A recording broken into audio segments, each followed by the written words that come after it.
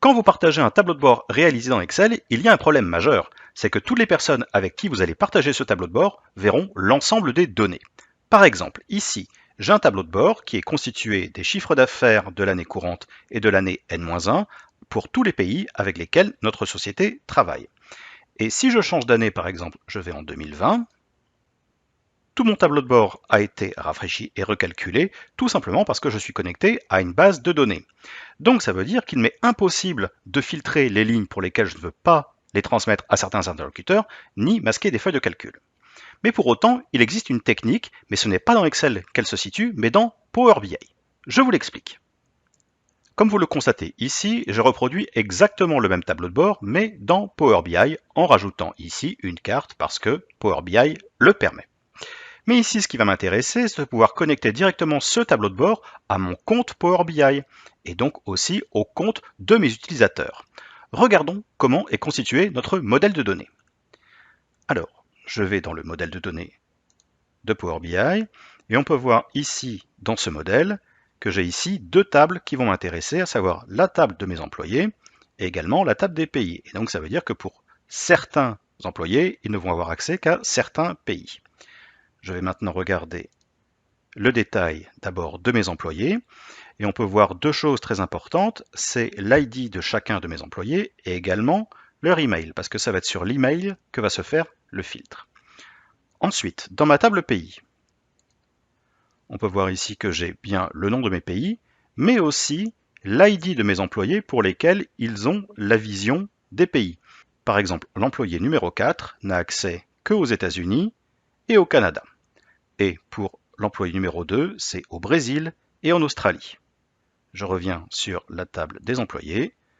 Donc ça va être Kevin Dubois qui va avoir accès aux États-Unis et au Canada et Elsa Moreau seulement au Brésil et à l'Australie. Alors maintenant, comment réaliser ce filtrage automatique? Eh bien c'est tout simple, regardez plutôt. Je vais aller dans mon tableau de bord pour faire apparaître le menu modélisation et dans lequel je trouve gérer les rôles. Ici, je vais tout simplement créer un rôle qui va s'appeler pays. Et maintenant ici, je vais créer le filtre en fonction de l'une des colonnes de mon modèle de données. Et ce filtre, quel est-il? Eh bien, je vais aller dans Employé, cliquer sur les trois petits points, j'ajoute un filtre sur l'email. Et ici, je ne vais pas laisser l'information par défaut présentée, donc qui s'appelle valeur, mais je vais utiliser une fonction DAX, ici donc c'est le langage de Power BI, et qui va s'appeler User Principal Name, et sans aucun paramètre. Donc parenthèse ouverte et fermée. Et j'enregistre. Donc il n'y a pas d'erreur pour l'instant, donc tout a l'air de fonctionner. Seulement, je ne peux pas faire le test directement dans mon application Power BI Desktop. Je dois me rendre maintenant dans l'application de Power BI Services, c'est-à-dire le portail sur le web.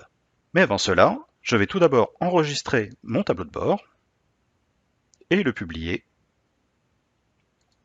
dans mon espace de travail.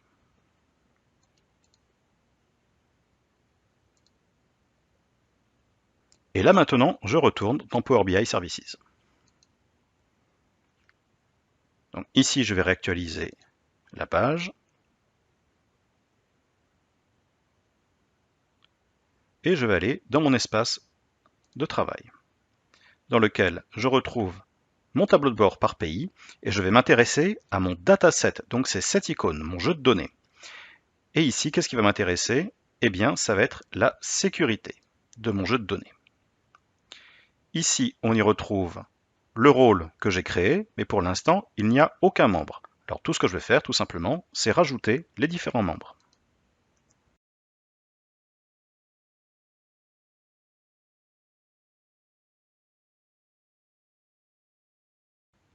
Et j'enregistre. Donc vous voyez, pour l'instant, c'est très simple. J'ai juste créé un rôle dans Power BI Desktop, et dans la sécurité de Power BI Services, j'ai affecté différentes personnes ou différents services si ces personnes avaient été regroupées au sein d'un même service. Et maintenant, il ne me reste plus qu'à tester. Eh bien là aussi, ça se fait toujours au niveau de la sécurité de mon dataset. Et ici, je vais tester comme rôle.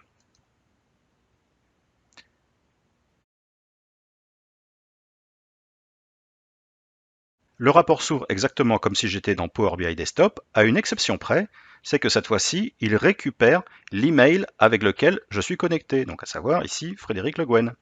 Et c'est pour ça que je ne vois que certains pays qui sont dans l'Europe du Nord. Maintenant, si je veux tester une autre personne, comme on l'a vu tout à l'heure, Elsa pour l'Australie et le Brésil, eh bien je vais ici chercher le nom de la personne pour laquelle je veux faire le test, Elsa, et j'applique.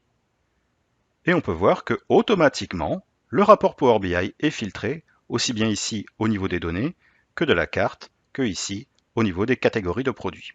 Un autre exemple, cette fois-ci pour Kevin,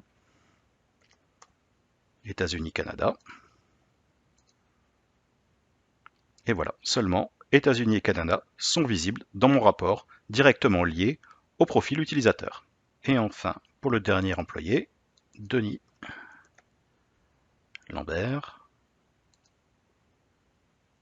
j'ai bien accès à seulement quelques pays en Europe. Et bien évidemment, je conserve la réactualisation des données à partir des segments.